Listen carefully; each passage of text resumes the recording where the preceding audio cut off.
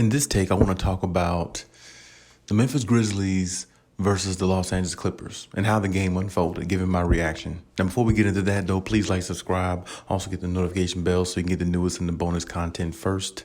We'll put out content every day, so you won't miss any content here. Now, let's go ahead and jump right into this. Good game. This was a really good game. This game right here, it represented, a lot of big plays. Ja Morant was doing his thing early. He still ended up with 28 points, close to 30 points. Paul George had a 41-point game.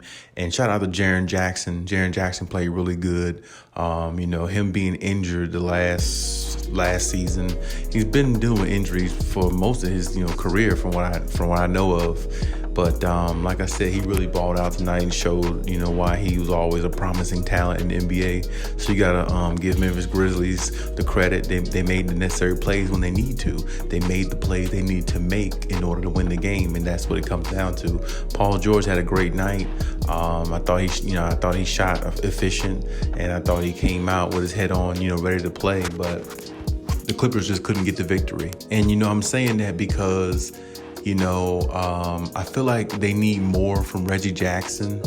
It can't be Paul George scoring 35, 40 points a game just for them to win. It can't be that way, because if it is, they're going to lose, and they're going to lose a lot of games. They're going to have to get more contribution from Reggie Jackson. And they're going to have to definitely get more from Marcus Morris. I'm almost, done with the Marcus Morris thing, but at the same time, it's still a long season to go, so it's only game 2 of the season for the Clippers, so you can't really put a lot of emphasis on it in regards to the team and everything right now. But at the same time, it's one of those situations where I look at it and I'm like, why can't Marcus Morris be more consistent? It was last year the same thing, and this season starting off it's the same thing. Hopefully it's not a ongoing trend with him, but at the same time I just think he could be so much better, and so much more consistent. But I don't want to knock him down. He's not the only player. The Clippers lost as a team, of course, so one player, you can point the finger, but it really doesn't make much difference. The team lost, so that's pretty much the totality of the situation. But like I said, from the start, really, Memphis energy was a little bit different.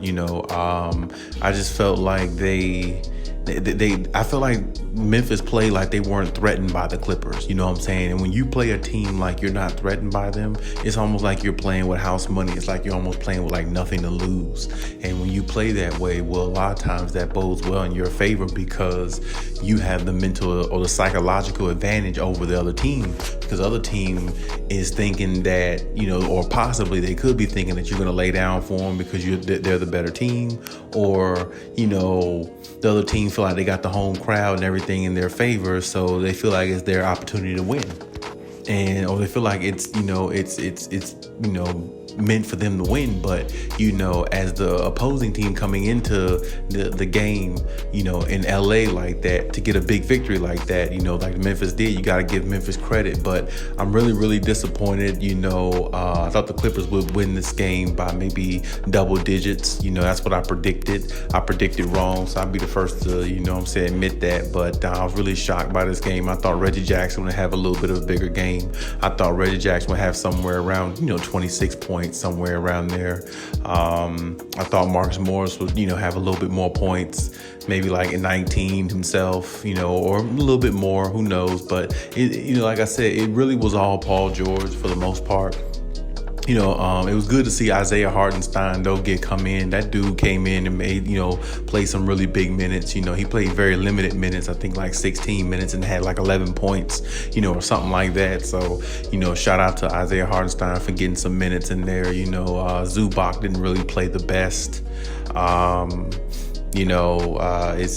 like I said, the Clippers could make it tough on themselves if they don't be consistent. They have to get contribution out of everybody, and it has to be on a consistent basis every night, because if it's not, Paul George is just going to wear out. He's going to drop 30, 40 points every game, but it's not going to amount to anything because they're not going to be winning. So, like I said, hey, shout out to Memphis and everything like that, but, Clippers got to get right. The Clippers got to, just go back to the drawing board, figure out something else that they can do to, put themselves in better positions at the end of these games, so they could be the team that wins instead of the team that loses. Because, executing plays is what it's all about. But it's hard to execute a lot of plays, what you want to run, if, you got inconsistent guys not scoring the way they're supposed to, and you got one guy out there doing all the work. It's hard to beat a lot of teams in the NBA because they play more together, and it's like the Clippers play individually.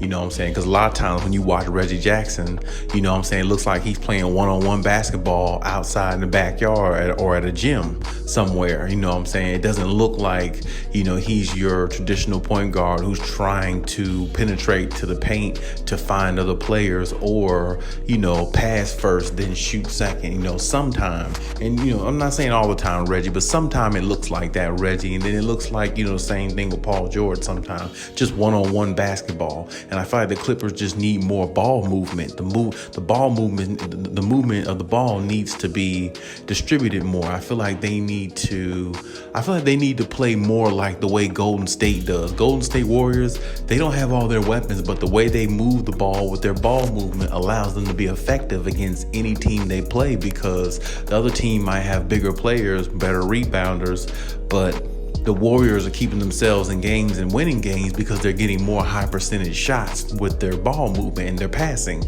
So this is what I feel like the Clippers need to implement in their game going forward, because a game like this, I feel like, they should have won. I like Memphis. They're really a good upcoming team, but at the same time, the Clippers should have beat a team like this by double digits, in my opinion. But I'm not knocking Memphis, though, because Memphis do got some talent. They're not trash.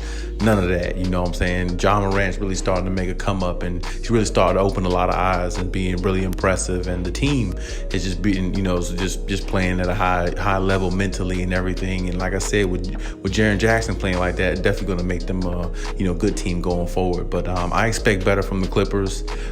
This is just game 2, so there's no need to panic. But at the same time, it's time to be aware of some things that the Clippers aren't doing right, so they can fix them, so they can be better going forward.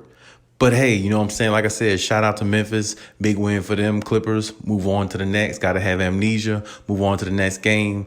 A lot of things could have went, the Clippers' way, but it didn't. But hey, at the end of the day, the only thing needs to go your way is getting the W, and the Clippers didn't do that. But hey, it's on to the next.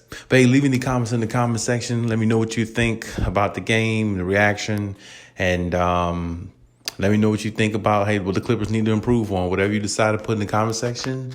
I appreciate it. And Cali out.